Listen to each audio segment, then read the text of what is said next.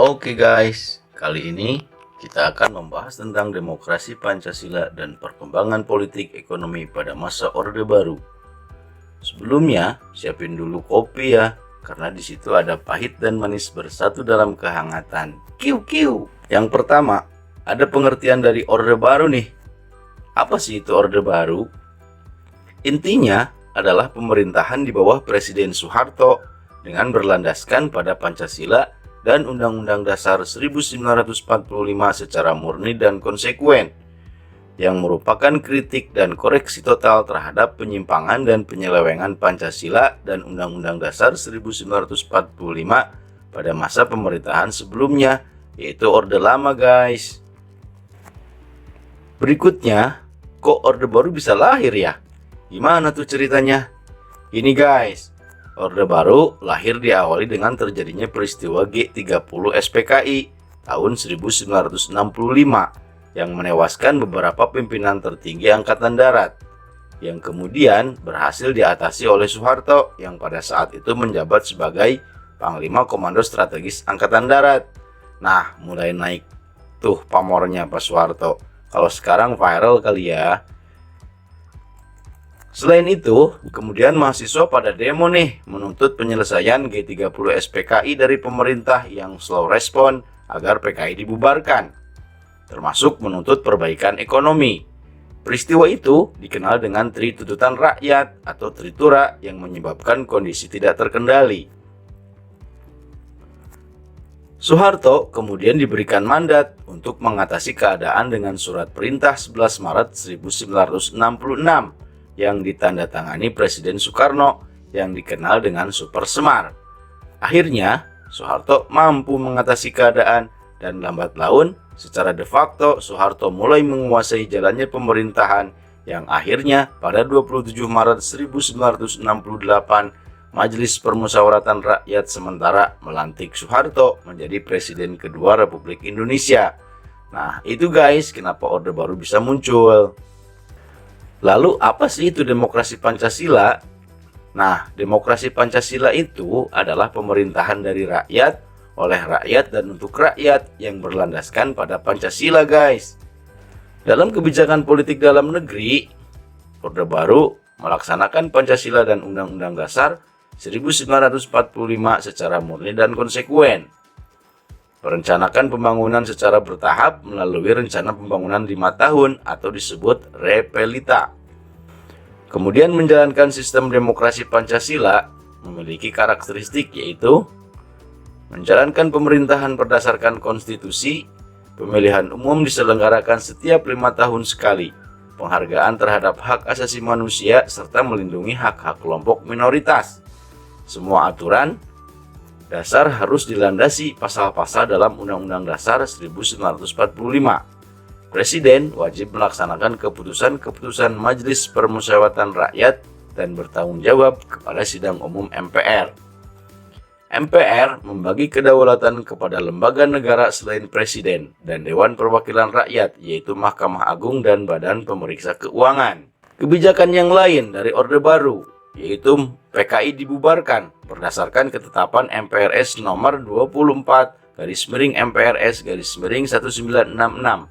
PKI resmi dibubarkan dan dinyatakan sebagai organisasi terlarang di seluruh Indonesia. Melakukan penyederhanaan atau fusi partai politik menjadi hanya 3 peserta pada pemilu 1977 sampai dengan 1997. Yang pada pemilu sebelumnya, yaitu tahun 1971, hanya terdapat 10 peserta pemilu. Nah, di nomor 1 nih guys, ada Partai Persatuan Pembangunan atau PPP yang merupakan gabungan dari Nahdlatul Ulama, Parmusi, Perti, dan PSII. Di nomor 2 adalah Golongan Karya yang merupakan pendukung pemerintahan Soeharto. Dan nomor 3 adalah Partai Demokrasi Indonesia yang merupakan gabungan PNI, Partai Katolik, Partai Murba, IPKI, dan Parkindo. Kebijakan lainnya yaitu melaksanakan pemilihan umum yang berkesinambungan sebanyak 6 kali dari tahun 1971, 1977, 1982, 1987, 1992, dan 1997 dengan menggunakan asas langsung, umum, bebas, dan rahasia atau luber. Dan Golkar selalu menjadi pemenang pemilu, guys.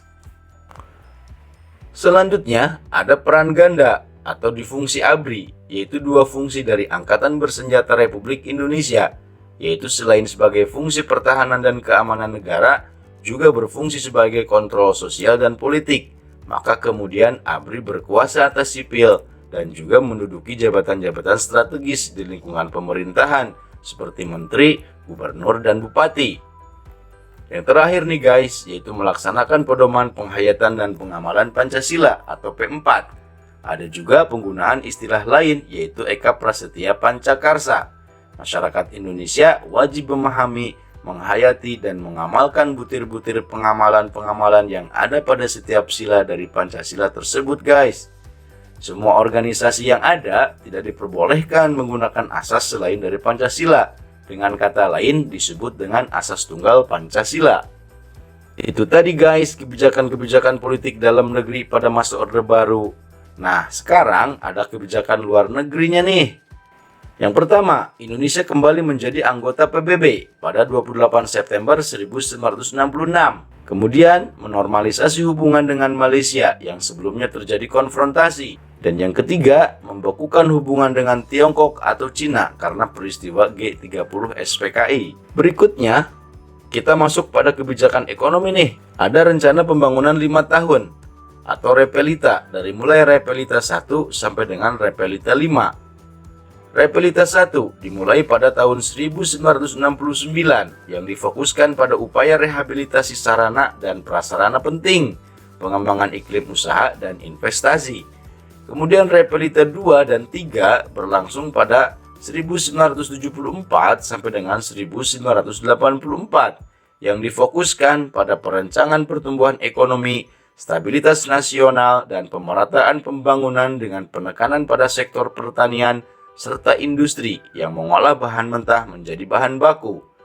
Kemudian ada Repelita 4 dan 5 diterapkan pada 1984 sampai dengan 1994. Mempertahankan pembangunan sektor pertanian, pembangunan industri yang menghasilkan barang-barang ekspor, pengolahan hasil pertanian, dan industri padat karya.